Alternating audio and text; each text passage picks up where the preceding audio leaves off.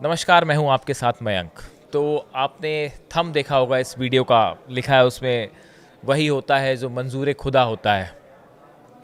अब ये थंब आपको आज का भी थंब थोड़ा डिफरेंट लगा होगा। पीछे भी मैंने एक वीडियो ऐसे ही बनाया था, उसका थंब हमने दिया था वो शमा क्या बुझे जिसे रोशन खुदा करे।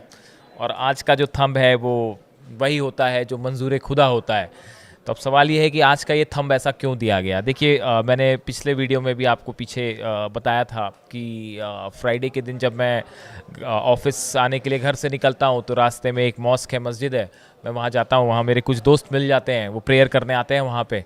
उसके बाद हमारी कुछ देर चर्चा होती है ईरान और इज़राइल और अमेरिका इन मुद्दों पे। तो आज भी ऑफिस आने के पहले मैं वहाँ गया, उनसे मेरी चर्चा हो रही थी इन्हीं सब बातों को लेके कि 12 दिन की लड़ाई हुई, इसमें बात छिड़ी कि भाई इज़राइल ने ईरान पर इतने ज़बरदस्त हमले किए, लेकिन उसके बाद भी ईरान का कुछ कुछ बिगाड़ नहीं पाया, ना अमेरिका ना इज़राइल।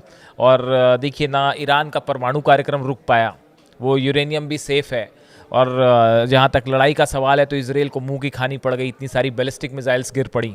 और ईरान ने जो है वो अमेरिका को भी करारा जवाब दिया। यानी कुल मिला के हमारी जो बात चल रही थी, आसपास 5-6 लोग थे वहाँ पे, मेरे मित्र हैं, उनसे बात हो रही थी।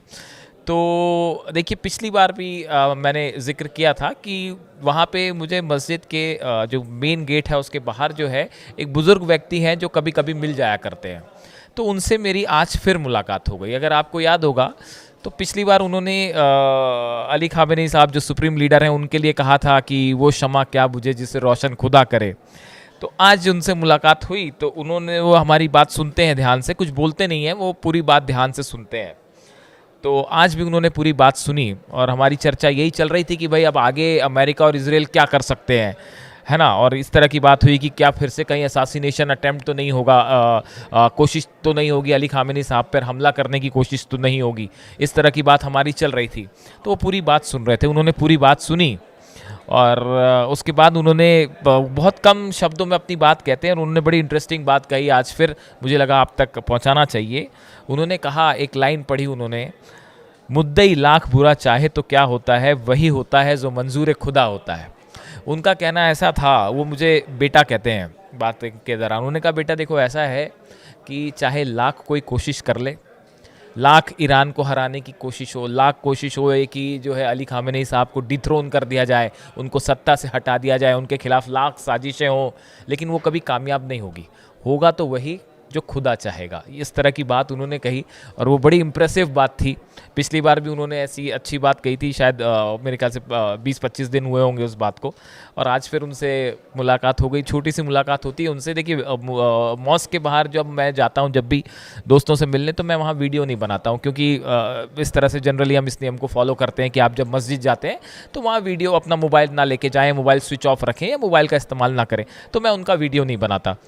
तो इसी दौरान बस उनसे जो है एक बार फिर बाहर चर्चा हुई और उन्होंने 2-3 चीज़ें और कहीं बड़ी इंटरेस्टिंग कहीं। ये हमारी चर्चा का भी मुद्दा था कि ऐसा बताया जाता है कि 100 से ज़्यादा बड़े मुफ्ती हैं, कई सारे लोग हैं जिन्होंने अपना साथ जताया है अली खामेनी साहब के साथ, अपना समर्थन जताया है।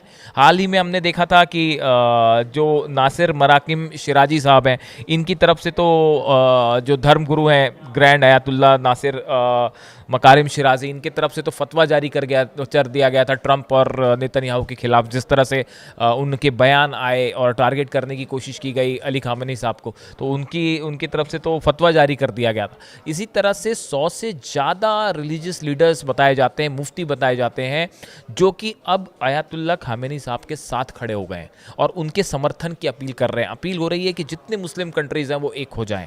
इस तरह की बयान सामने आ रहे हैं। तो देखिए, ये फ्राइडे था तो मैंने सोचा ये अच्छी बात हुई, कभी कभी युद्ध से हट के भी अपनी बात रखनी चाहिए सामने। तो मेरा मन था कि मैं अपने दर्शकों तक ये बात पहुंचाऊं, इसीलिए आज का जो थंब है वो यही दिया गया कि वही होता है जो मंजूर खुदा होता है।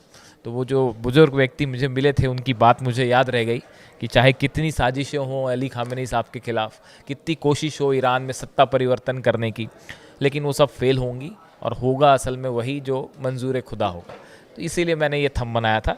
अब एक छोटी सी चर्चा हम परमाणु कार्यक्रम पे करेंगे। देखिए, ऐसी बात सामने आई है निकल के कि ईरान और अमेरिका के बीच फिर से न्यूक्लियर टॉक शुरू हो सकती है, और इसके लिए इस बार ईरान की तरफ से पिछली बार के मुकाबले और सख्त स्टैंड ले लिया गया है और 3-4 बातें साफ कर दी गई हैं।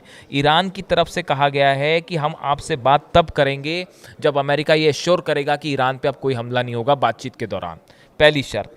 दूसरी शर्त, ईरान ने ये साफ कर दिया है कि आप म्यूचुअल रिस्पेक्ट के साथ बात करेंगे तभी हम बातचीत में शामिल होंगे। अगर आप धमकी देंगे, डराने की कोशिश करेंगे तो आपसे कोई बात नहीं होगी। तीसरी बात उन्होंने ये कही है कि अमेरिका को अपनी गलती माननी पड़ेगी कि जिस तरह से हमले हुए ईरान में, जिस तरह से न्यूक्लियर सेंटर्स को निशाने बनाए गए, उसके लिए अमेरिका को माफ़ी मांगनी चाहिए, तीसरी शर्त। चौथी बात उन्होंने लिखी है कि बैलिस्टिक मिसाइल प्रोग्राम पर कोई बात नहीं होगी। ईरान ने बात साफ कर दी है, बैलिस्टिक मिसाइल प्रोग्राम पे ईरान के कोई बात नहीं होगी, सिर्फ न्यूक्लियर डील को लेकर बात हो सकती है, जो सैंक्शंस लगे हैं उसको हटाने के लेकर बात हो सकती है। उसके बाद उन्होंने कहा है कि जो न्यूक्लियर एनरिचमेंट का, यूरेनियम एनरिचमेंट का कार्यक्रम है, उसको लेके ईरान कोई समझौता नहीं करेगा। अगर आप ये सोचते हैं कि हम यूरेनियम एनरिचमेंट का अधिकार पूरी तरह से छोड़ देंगे तो ऐसा बिल्कुल नहीं होगा। तो ईरान ने, देखिए, इतना युद्ध हुआ, हमले हुए, ईरान को डराने धमकाने की कोशिश की गई, लेकिन उसके बाद भी ईरान अपनी शर्तों में आज भी वैसे ही कायम है जैसे पहले कायम था। शायद यही वजह थी, अयातुल्ला खामेनी साहब ने कहा था कि जो लोग ईरान का इतिहास जानते हैं वो इस बात को अच्छे से समझते होंगे कि ईरान कभी अपनी बात से नहीं हटता पीछे, ना किसी से डरेगा ना किसी से झुकेगा। जो आदमी ईरान का इतिहास जानता है वो इस बात को हमेशा स्वीकार करेगा। तो ये एक बात निकल के सामने आई। दूसरी बात एक और देखिए, जो महमूद पेजेश्कियान है, राष्ट्रपति हैं ईरान के, इनकी तरफ से कहा गया है, इन्होंने IAEA के लेकर एक बयान दिया है। जिस तरह ईरान ने IAEA को बाहर कर दिया ईरान में इंस्पेक्शन करने से, न्यूक्लियर सेंटर्स का इंस्पेक्शन करता है IAEA, उसके लेके उन्होंने कहा है the continuation of Iran's cooperation with the agency depends on the correcting it's double standards regarding the nuclear file. IAEA को अपने डबल स्टैंडर्ड को छोड़ना पड़ेगा, तभी ईरान कोऑपरेट करेगा। ये बात साफ कर दी गई है ईरान की तरफ से। दूसरा तरफ से उन्होंने ये भी कहा है कि any repeated aggression against Iran will be met with more decisive and regrettable response. उन्होंने कहा है कि अगर ईरान को अब फिर हमला करने की कोशिश की गई, निशाना बनाने की कोशिश की गई, तो इस बार इतना ज़बरदस्त मुंह तोड़ जवाब दिया जाएगा कि दुश्मन याद रखेगा।